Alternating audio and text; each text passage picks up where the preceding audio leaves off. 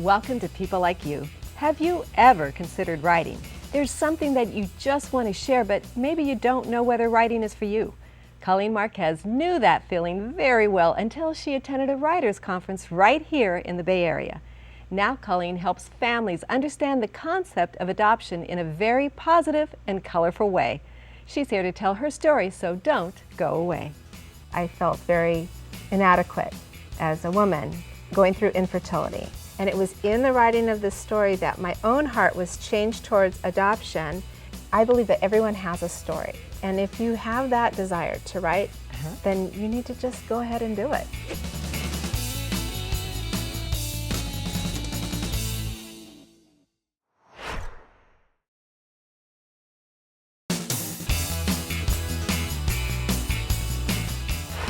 Welcome back. Colleen Marquez is an author who lives right here in the Bay Area. We're so excited to have her with us today. Thank and you. I truly am. I love this book, A Gift for Little Tree.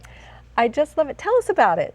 Well, this is a special book because it was actually inspired 20 years ago before it was ever published, and it was amazing. So I think this might be, I might have the record for the longest publication time, but I was going to say, yeah. So if someone is sitting here in this audience today and somebody, they wanted to write a book 20 years ago, they should stay tuned, because it can happen. Absolutely, yes. So it is actually a tool, isn't it, for families? Well, yes, actually, I work for Bethany Christian Services, and it was only after I started working for them that I seriously started to pursue the book in its present form. All right. But I had little gifts along the way, and KTLN was one of those amazing. That's what I my gosh! understand. When you told me that, I was like, wow. Yeah, so you have a very important part in the whole. All right, well, I want you to tell people about it, but let's start with this. Okay. You wrote this in 1994. Yes. January. And tell me why. Well, we had gone, my husband and I went through our own infertility for 4.5 years. It was 4 years at that point. And our last infertility buddy had decided to get off the medical treadmill and pursue adoption. And shortly after that, I wanted to get her a present, but I didn't know what to get her. I didn't want to go and get her a baby gift. So I went to a nursery and I was inspired by an apple tree. I bought the apple tree. It was a very unique apple tree. And here's your apple trees right here. And in the middle of the night after I bought this apple tree, I woke up with an inspiration that I know God had given me. And I got up and I started to write out this story. And it was in the writing of this story that my own heart was changed towards adoption, and the story became a gift for my friend. It was the instrument that God used to change my own heart about adoption, to let me know I could love a baby that wasn't from our own family tree. Yes. And then it became just this, God let it be on the shelf until he called it back into a new purpose. So wow. It's a really neat story. So you wanted to have your own children, yes. And 4.5 years in, it wasn't happening. No. And you were discouraged. Yes, and I never even thought about adoption for ourselves. It was not an option. Not until you got this apple tree. Right, not until I started writing the story. And in one night, God changed my heart. So. And so now, moving forward, yes, you have kids. We have 2 children through adoption. Yes. Our daughter is 20 and our son is 11, Gabrielle and Isaac, who are the apples of my eye. I can see that. Look at you, just kind of smile. I can see it in your eyes. You love these children immensely. Absolutely. So does it matter they were adopted? No, not at all. And that in the story, as I wrote it, I wrote, from the moment the farmer grafted the bud to her limb, Little Tree loved it as her own. I didn't really believe that was true, because I was just writing a story. At the time? At the time. But you hadn't lived it? No. By the morning, my heart was truly changed. Wow. And that was so prophetic, because indeed, from the moment that our children were placed into our arms, I loved them. So this book was a gift to someone else, and God gave you a gift of inspiration there at that moment. So then you decided, I want to adopt. Yes. Yes. Wow. And then when I started working for Bethany, it became a gift again. Yes. A gift to encourage other people. All right. All right. So that's the history. That's the history of the book. And you like to write, but you'd never been an author before. I've always loved children's stories, and the most important ones to me have been parables, the ones that have a simple message but have a deeper meaning. Mm-hmm. I love Jesus's parables. They've always touched my heart, and I thought if I ever wanted to, I would love to write stories that would mean more than just the storyline. All right, so advice for people watching Okay. that may want to write, may think they have the gift. What would you tell them? How do you, I mean, how do you get started, or should they consider? I believe that if you have a desire in your heart, I believe that everyone has a story. And if you have that desire to write, then you need to just go ahead and do it. Look at you. Yeah. You have the desire to write. I can see it. Absolutely, yeah. And so, first sentence, I mean, when you started this book, you had a goal. You were giving it as a gift. But was it easy to get the first words out? The first Well, line? it was an inspiration. So I woke up and just started writing. And I think that a lot of times I normally labor over my writing.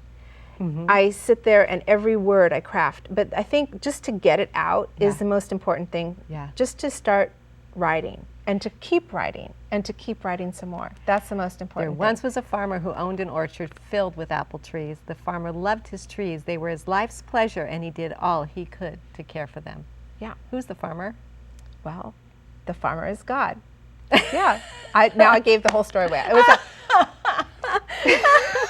I just ruined the whole. Now you know the end. No. I won't read the end, But I love the end. Oh, well, see, this is how it started. But Yes, you know, yes. as you probably know, when you start writing a story, and Yes. this is the 20-year ago version, Right. And the I one have that more. This is the I have the edited current. and the one that's So much been more. pruned and- we got to go to a break, Yeah. but I want to hear more about that. And then how KTLN played a part. That'd be Oh, kind of yeah, neat that's too. fun. A Gift for Little Tree was written for a very specific, inspired reason.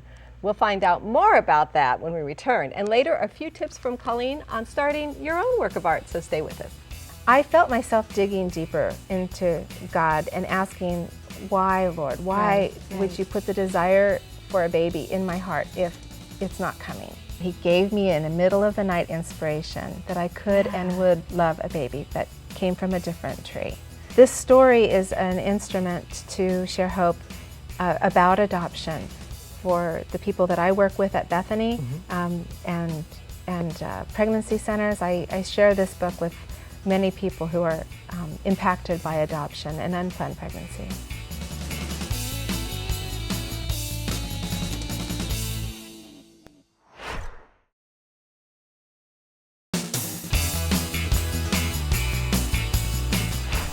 Welcome back. We're here with Colleen Marquez, author of A Gift for Little Tree. And I want to hear more about this book. It is such a neat book, a great story. But we're talking also about writing. And so you felt that you had a story. And then what happened? I mean, you wrote this in 1994, and then it sat on a shelf, and then you attended a writers' conference here in the Bay Area. So my friend Michelle, Yes. she was my very first author friend. She wrote You Can Do Great Things, and she's republishing that, so it's very exciting. Okay. She came to me and said, Colleen, she was my new best friend at the time, and she said, Colleen, I've got 2 tickets to the Christian Writers Conference in Castro Valley, and I would love for you to come. And I said, well, where did you get those tickets? And she said, well, KTLN gave them to me. Yeah, That's so right. you remember that, I remember right? that. I do. That was years ago, 10 was- years ago. I know. It was a long wonderful. time ago. But That you was attended. Oh my gosh, and there's a story. We were on our way there, Yeah. and we were a little bit early, so we decided to stop for coffee. And we decided that we wanted to bring our coffee cups in because we wanted to look like authors. Can you imagine? I mean, I was like so desperate to fit in. I was not anywhere close to being a published authher, but You were going to look gonna like the it part. when you walked into this event. So we looked the part. Yeah. So in looking the part, did you probably learn more? Oh, I'm sure. So what happened when you attended the conference? Oh, well, I was so amazed because it was very inspiring. First of all, there were all these people. There were lots of books available that you could see that people had actually achieved their dream of becoming published, and there was such a camaraderie. People talk about finding your tribe and your writing tribe, and it's so true because at the writers conference, people get you. They understand exactly the frustrations and the hopes, and it's just such a supportive community. And So that specific wonderful. one it can be for writers who've written more than one book, Oh, or it's for absolutely. beginners. So it Absolutely, kind of yeah. gets you kind of motivated and moving. Yes. So then you put the words into story form, and this came next? Well, I have a friend who has a small press, and she's a publisher, and she and I connected. She was interested in my story, and so there's so many ways to get published these days. That's true. This was one way that happened for me. Yeah, you can, well, explain some of the ways to get published, and then tell us why you went this direction. Originally, when I wrote the story, I thought, well, maybe I'll put it out to major publishers. So I did, about 6 major publishers. And then I got 6 lovely rejection letters. Oh. And I decided, oh, this is probably not good enough. And that's where it went on the shelf. And I was also a new mom by then. Right. And I Yes. thought, oh, well, it's fine. It's done its job.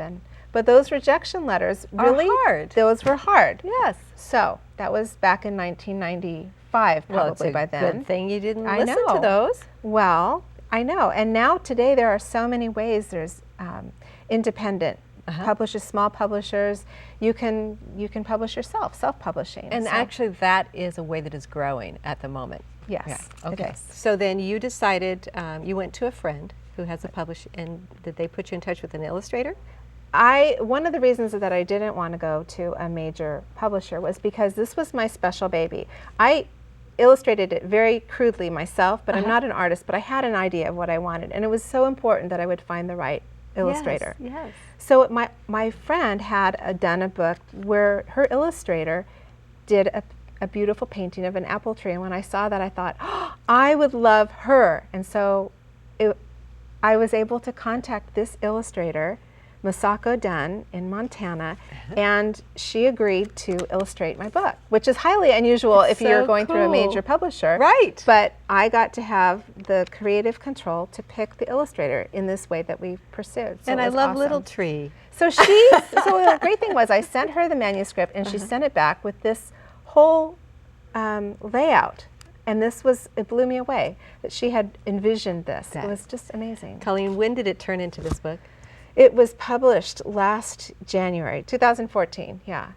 And so it has been out, and you're in your second printing, I Second think, printing, of this. yeah. So it's been doing Okay. very well.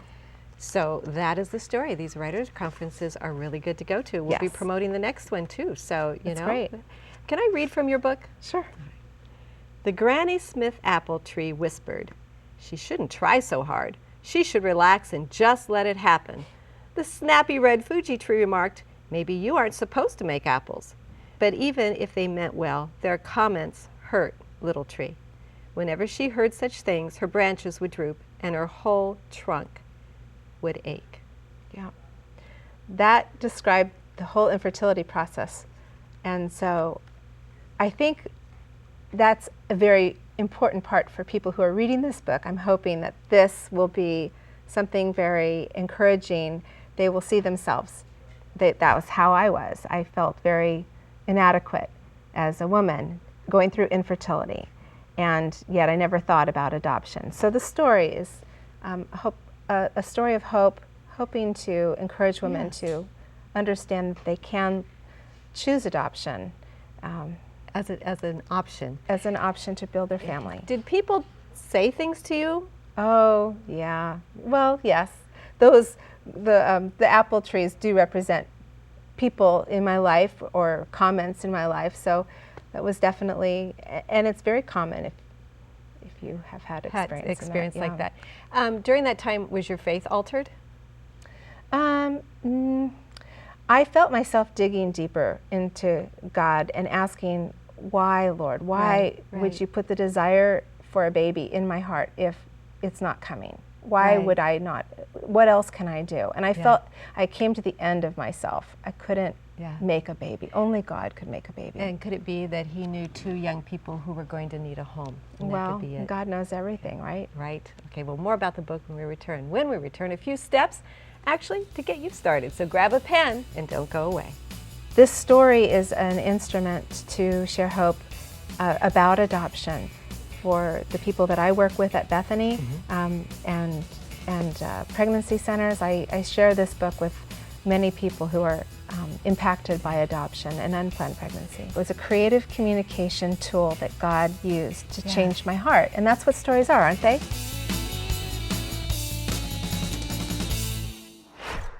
Christian television is important because it gets the message of the gospel out there to an audience who may otherwise never come to church or hear it anywhere else. It's reaching the homes of people in the Bay Area and making a difference in the lives of those in its community. KTLN provides me with information about what's going on in my community through churches and nonprofit organizations. They've promoted Christian Writers Conferences, and through those conferences, I've learned to grow as a writer. I had no idea 10 years ago when my friend offered me a free voucher that KTLN gave her to go to the West Coast Christian Writers Conference that today I would be a published author. There's been times that, it's been rough, and just seeing interviews and television show like people like you, I've seen things that people have gone through that have encouraged me not to give up and to keep going on. You know what, we all need to be encouraged, like the Bible says, exhort one another daily while it is still called today. Hi, this is Dick Bernal. You're watching KTLN. The power of positive television.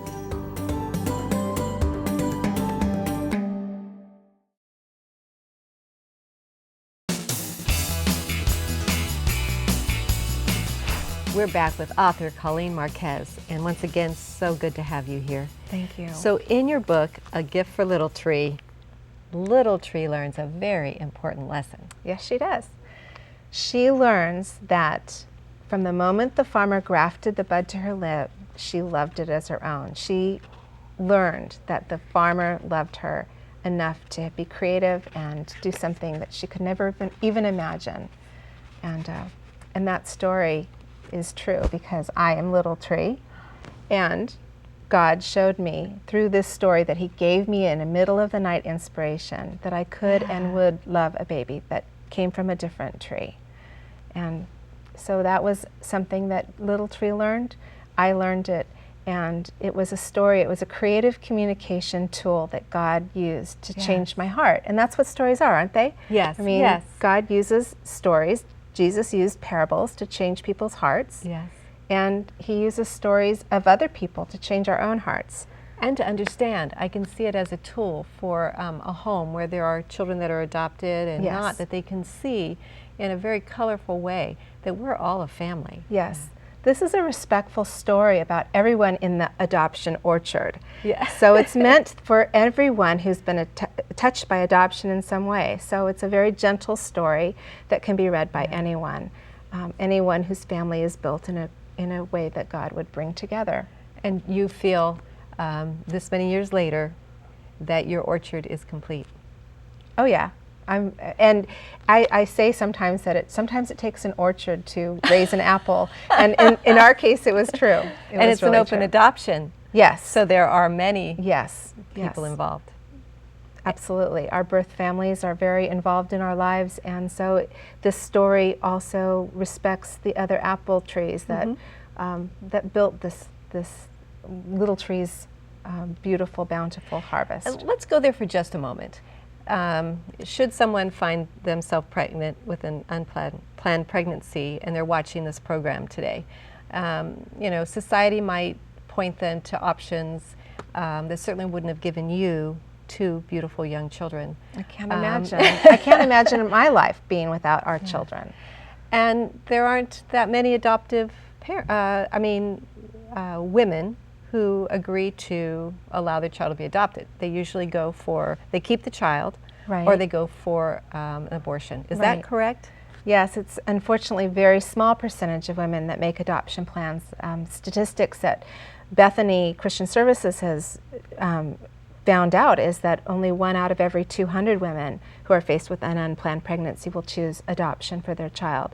And that's a real sadness. And on the other side of it, there are many, many couples that are trying to have children that pursue medical infertility for years and years and years, and their bank accounts are drained, and they're pursuing this ideal child that unfortunately may not ever happen. In their circumstance. They may overlook the idea of adoption. So in both of these situations, adoption can be overlooked. So my experience is that there's a great joy in adoption. There's also sadness, of course, with unplanned pregnancy, and all adoption isn't just all sunshine, unicorns, and rainbows. Right. But it is a way that God uses our brokenness and rebuilds from our brokenness something beautiful, something more beautiful than you can ever imagine. And that's what I hope that this book will do for other people. But in any orchard, pruning's part of it. Absolutely, yeah. All right, well, Colleen, we appreciate you sharing your story and the fact that you took this and made it into a book.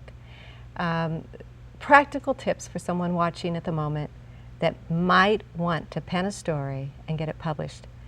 Yeah, well, okay, so if you have an idea and you know that you have to write, the most important thing is to write. The second thing I would say is to find your tribe. And there's two ways you can do it. First of all, go to the West Coast Christian Writers Conference. That is fabulous. Great you tool. will find people who will help you there. And then there's also inspirewriters.com. And this is a resource that's offered at the Writers Conference. And it's a great membership tool where you can get into a writers group. That's very important. And then the rest is just research. Just research and get connected with the people who've done it. All right, and can people contact you if they'd like? Oh, sure. All right, so we'll provide your website Absolutely. at the close of the program. Do you feel that your experience has been used in a way where others have been blessed?